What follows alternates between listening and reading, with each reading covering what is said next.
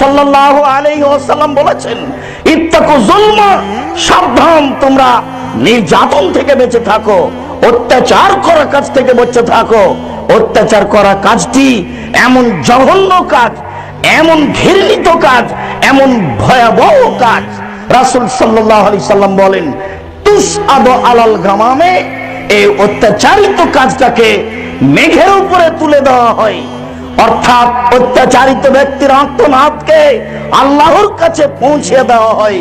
তখন আল্লাহ তাআলা বলেন, ওয়া ইজ্জতি ওয়া জালালি, আমি আল্লাহ আমার মর্যাদার কসম করে বলি, আমি আল্লাহ আমার সম্মানের কসম করে বলি, আমি আল্লাহ আমার উচ্চতার কসম করে বলি, লান সুরান্নাকা ওয়ালাউ কানা বাদা হিনিন, হে অত্যাচারিত ব্যক্তি আমি তোমাকে সাহায্য করব, হে অত্যাচারিত ব্যক্তি আমি তোমাকে সাহায্য করব।